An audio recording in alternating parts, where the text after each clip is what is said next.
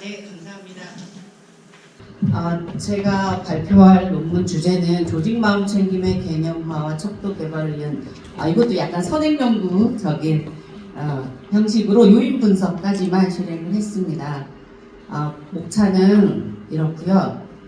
먼저 서론에서 연구의 필요성, 배경과 필요성을 말씀을 드리면 이제 그 조직과 산업 쪽에서 보면 안전이라는 그 화두가 상당히 많이 강조가 돼요. 중대재해처벌법도 아시죠?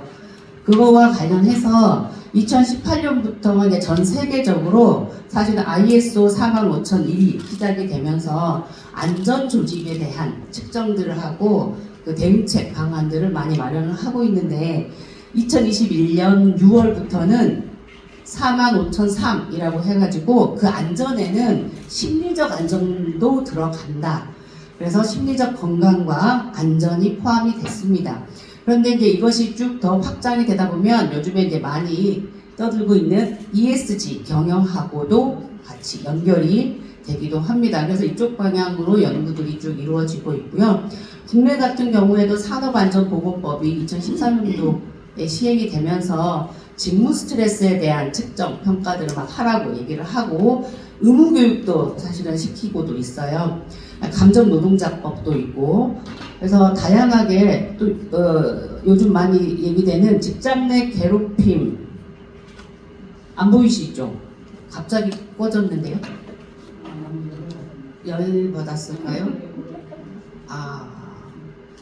자 이게 누가 2018년도 그 왜 직장 내 괴롭힘 금지법이라고 또 있어서 그것도 신설이 돼가지고 이제 뭐 이렇게 계속 114 직장 갑질 114 전화도 받고 이런 것들이 전부 다 이제 45003이라고 하는 산업안전보건에 관련해서 이런 것들이 계속 분파돼서 나오고 있는데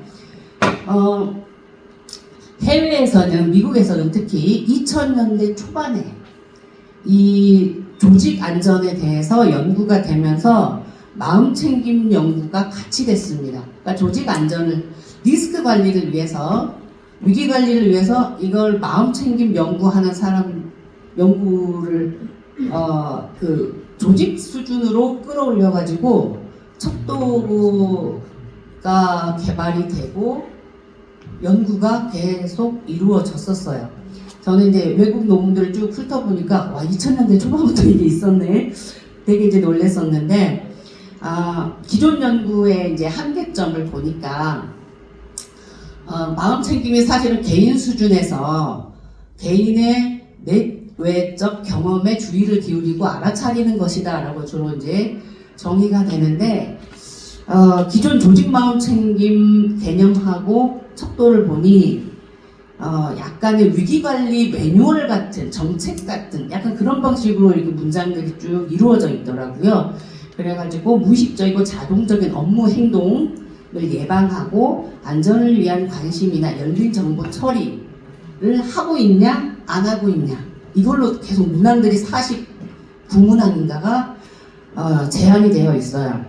그래서 이렇게 이런 관점으로 만약에 연구를 하게 되면 개인 수준의 마음챙김 그리고 팀 수준의 마음챙김 그 마음챙김하고 동형화가 안 되는 문제가 있어서 경영학에서는 각 조직 수준별로 연구를 하는데 얘가 해석이 따로 올 수 있겠다 이런 한계점을 제가 이제 발견을 하고 개인 수준의 마음챙김은 이제 제가 작년에 제안을 했지만 어쨌든 심리학적으로 기존에 있는 그 개념만을 생각을 하더라도 개인 수준의 마음챙김, 팀 수준의 마음챙김, 조직 수준의 마음챙김이 좀 이렇게 정렬이 돼야 될 필요가 있다라고 생각해서 제가 다시 한번 제안을 하는 거고요.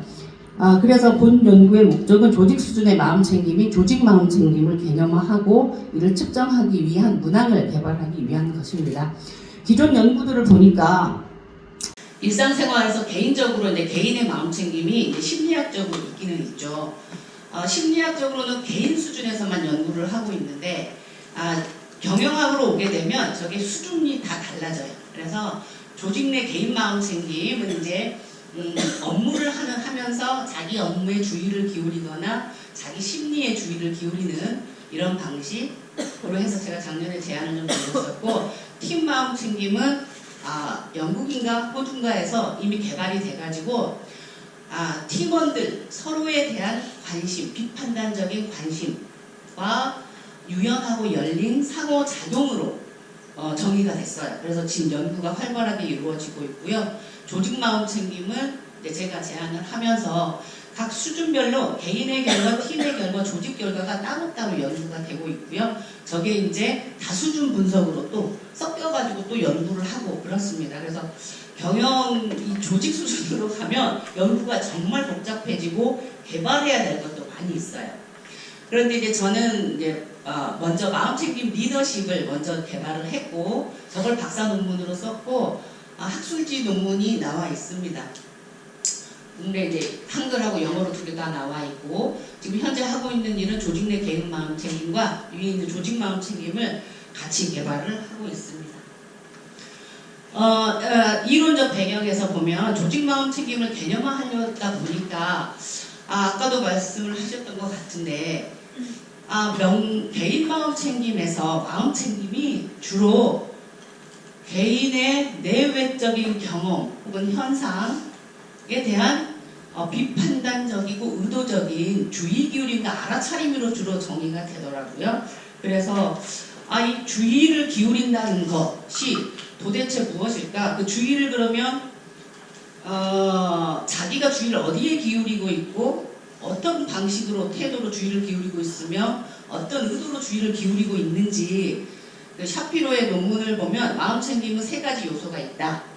의도와 주의와 태도다라고 얘기를 해요. 그러면 그 세 가지 요소에 대해서 관리를 하라는 얘기네 라는 이제 생각을 하면서, 조직에서는 그럼 주의를 어떻게 보고 있지? 조직에서도 분명히 이 주의라고 하는 것은 인간의 기본적인 기능인데, 인지 기능을 하기 위한 가장 기본적인 기능인데 조직에서는 주의력을 어떻게 바라보고 있을까 하고 궁금해서 책들을 막 뒤졌어요. 그랬더니 조직 수준에서도, 조직 맥락에서도 주의를 연구를 하고 있더라고요. 그래서 마음챙김에서의 주의, 그리고 조직 차원에서의 주의가 어떻게 연결이 되나 해서 그 페이지를 보시면 주의의 방식과 대상과 기능과 효과를 제가 딱 표로 정리를 좀 해봤습니다. 이건 이제 감성지능 대가인 골먼이라는 사람, 데니얼 골먼이 포커스라는 책에서 일단 먼저 제안을 했고, 제가 좀 보완을 했고요.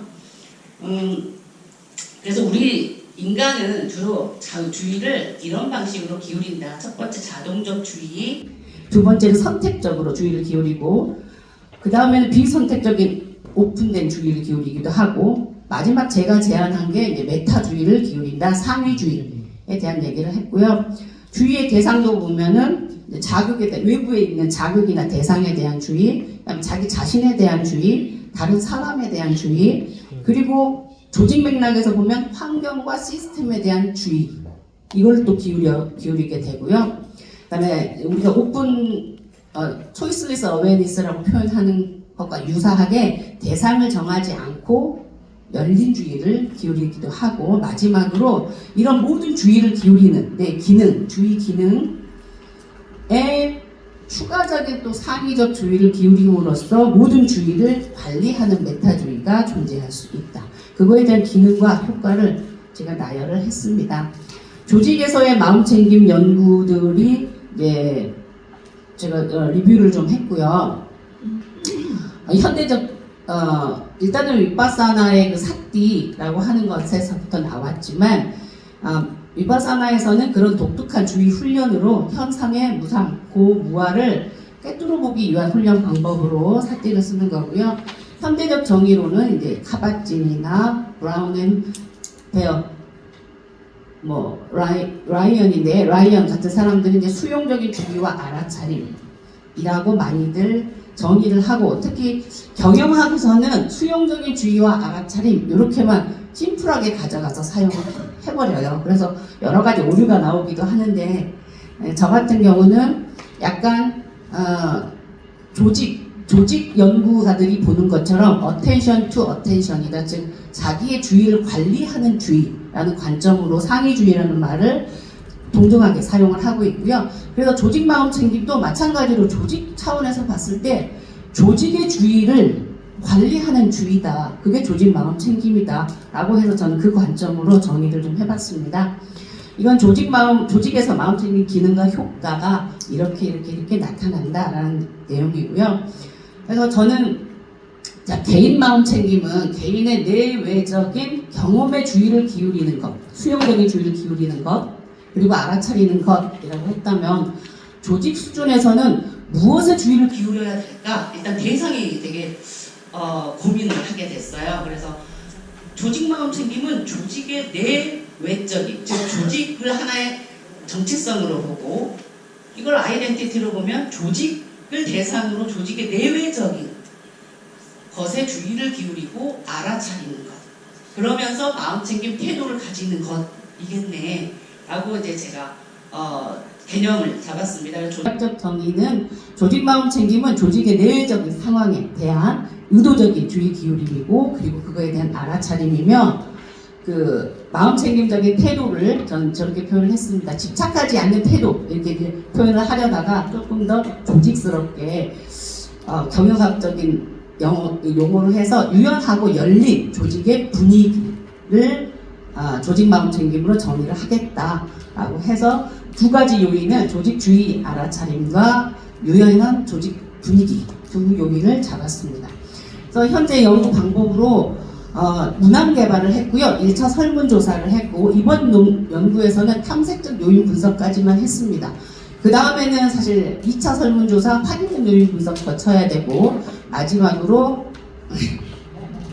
책을 보시면 유사 변수와의 수렴 변별 타당도 검증해야 되고 종속 변수와 준거 관련 타당도까지 다 해야지만 이 연구가 맞춰지는 거고요. 연구 대상은 한국 기업의 경영자나 상위 관리자, 조직 수준의 거를 측정을 해야 되기 때문에 상위 관리자나 경영자들, 임원들을 대상으로 210건을 모집을 했고 측정 도구는 제가 개발한 16문항들을 대상으로 했고요. 그 다음 페이지를 보시면 조직 마음 챙김 척도 원래는 16문항이었는데 탐색적 요인 분석을 마치다 보니까 10문항으로 조금 수렴이 됐고 요인 부화량은 0.5 이상으로 다 만족을 했고요. 신뢰도도 마찬가지로 0.7 이상으로 신뢰도 있게 측정이 되었습니다. 그래서 조직 마음챙김 요인별 문항을 이렇게 제시를 했는데 조직주의 알아차림 같은 경우는 조직을 나의 주의의 대상으로 보기 때문에 조직의 존재 의미를 알고 있는지 그 다음에 조직의 내외적인 상황에 주의를 기울여서 알고 있는지 조직을 둘러싼 환경의 변화 특히 변화를 감지하는 능력이 되게 중요한데 개인도 마찬가지지만 변화에 대응하지 못하면 사실 고통이 많이 즉 무상을 모르게 되면 고통이 많이 커지게 됩니다. 그래서 조직도 마찬가지인 것 같아요. 변화를 빠르게 감지하고 유연하게 대응하지 못하면 조직도 마찬가지로 지속 성장하지 못하고 이게 없어지게 되는 경우가 많이 있습니다. 그래서 그렇게 했고 특히 ESG 경영 관점에서 보면 우리 조직이 사회에 어떤 영향을 미치는지 다들 이제는 고민을 하기 시작해요. 그래서 내 개인이 다른 사람에게 어떤 영향을 미치는지도 중요하듯이 조직을 하나의 정체성으로 보면 이 조직이 다 우리 사회에 어떤 영향을 미치는지 주의를 기울이고 알아차려야 한다라는 그 관점으로 이제 네 문항을 만들었고 나머지 이제 유연한 조직 분위기는 마음챙김적인 집착하지 않는 마음챙김, 집착하지 않는 그 태도를 여러 명이 그렇게 태도를 취했을 때 나타나는 조직의 분위기를 조직 수준의 마음챙김으로 정의를 측정을 했습니다. 그래서 기술통계와 요인 간 상관관계가 나와 있는데 대체로는 상관관계가 높게 나와 있고요. 여기까지가 이제 일단은 첫 번째 요인 분석, 문항 개발을 위한 요인 분석으로는 결과를 제시를 해드렸고 논의와 결론을 보면 심리학에서 연구하는 개인 수준의 마음챙김에 대한 정의와 좀 연결성을 갖도록 동용화되면서 그럼에도 불구하고 개인 수준은 아니다 보니까 개인이 아닌 조직 자체가 대상이 되는 조직 수준의 마음챙김을 개념화하고자 했고 그리고 특히 이제 조직이 그 사회적 책임과 구성원에 대한 그 다음에 구성원의 안전과 정신건강에 대한 책임이 있다라는 걸 사실은 강조를 하고 싶었어요. 그래서 개인 심신통합 치유도 필요하듯이 사실은 팀이라고 하면 이 조직원과 조직원 간의 관계 치유도 사실 필요하거든요. 그래서 저는 팀 마음챙김이 만들어진 것이 되게 반갑고 그럼 조직 문화 차원에서 또 아직까지 우리나라는 수직적이고 좀 집단적인 문화가 많이 있다 보니까 그리고 통제적이고요. 좀 압박을 많이 하는 이 직장 내 갑질이 여전히 존재를 합니다. 그래서 그 부분에 대한 좀 시사점을 제안을 하고 싶었어요. 이제는 마음챙김적인 조직 문화가 있을 수 있다라는 것을 제안을 하고 싶었어요. 그래서 특히 최근에 스포츠계 조직에서 발생하는 여러 가지 갈등이나 이런 것들을 보니까 조직 문화가 조금은 마음챙김적 관점에서도 조직 치유가 필요하다는 그 단어를 좀 쓰고 싶더라고요. 조직 문화의 치유를 위한 조직 마음챙김이다 라고 저희가 제안을 하고 싶어서 연구를 지속적으로 하고 있습니다. 마지막 제언으로는 지금 본 연구는 문항 개발하고 요인 분석만 했기 때문에 향후에 확인적 요인 분석, 수련변별 타당도, 중거 관련 타당도가 쭉 이루어져야 하고요. 특히 이제 연구 대상이 제조업이 주로였었습니다. 그래서 IT나 의료 조직이나 뭐 다양한 조직을 적용해서 연구할 필요가 있겠다라고 생각을 했고 또 이 조직 수준의 분석만으로는 경영학에서는 시사점이 좀 한계가 있을 수 있는데 개인 수준과 팀 수준의 여러 변수들하고 다수준 분석이 요구된다라고 제가 적었습니다. 네, 여기까지 제 발표는 마치겠습니다. 감사합니다.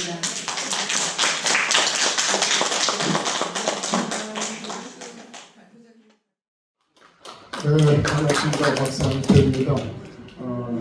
마음챙김과 관련해서는 저희들이 2001년도 경기대학 대체의학대학원이 최초로 우리나라 생겼었죠.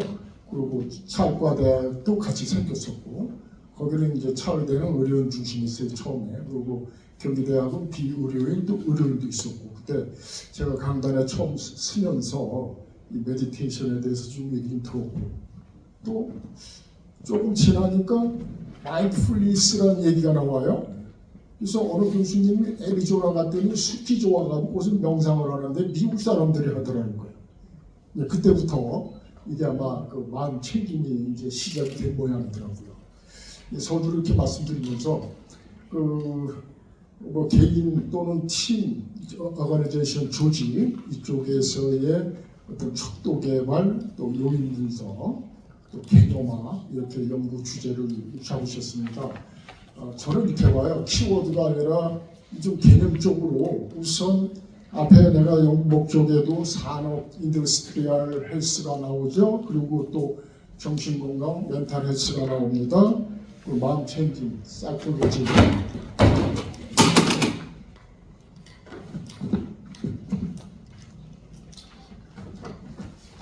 그리고 이제 ESG를 좀 알아야겠다. 이렇게 시작을 좀 해보려고 해요. 그래서 WHO 세계보건기구 팬데믹을 선언했던 곳이죠. 거기서 이제 우리 그 건강의 데피니션은 우리가 아픈 것뿐만이 아니라 또 정신적, 신체적, 사회적으로 안녕한 상태를 내는데 거기서 웰빙이죠.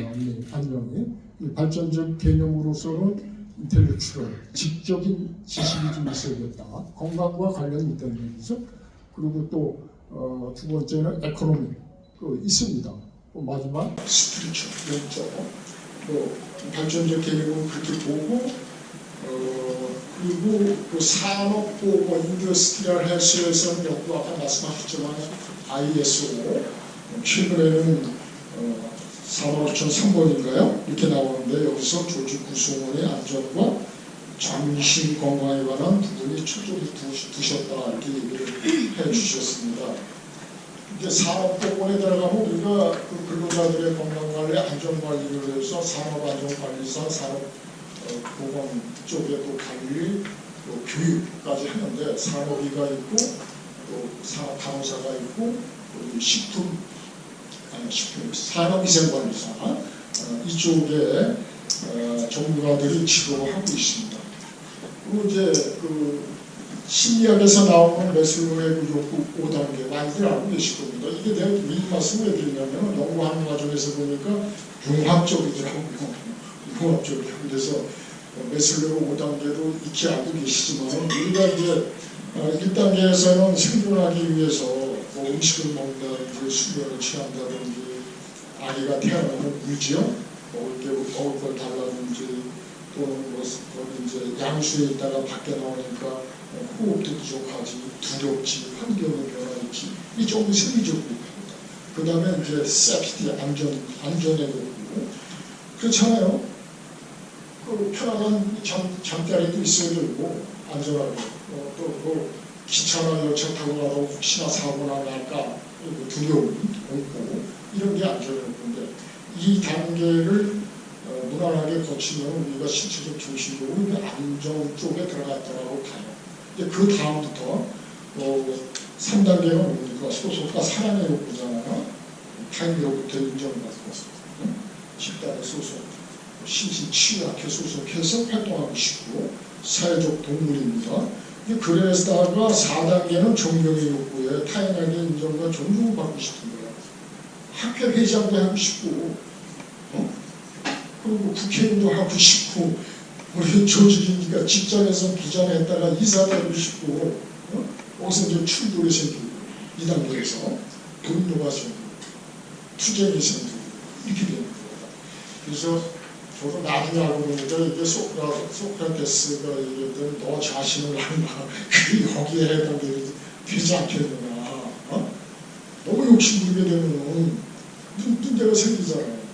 그래서 나중에 이제 그런 깨달음을 조금 알게 되었습니다. 그리고 자아실현의 욕구라든지 마지막 직장 생활로 바꿔가지고 내가 나중에는 스님이 되고 싶어서 장관했던 분도 이제 산속으로 들어가시고 장관도 직장에 CEO 했던 분도 나오셔가지고 신학대학을 가서 다시 또 목회자 활동을 하신다는 거예요.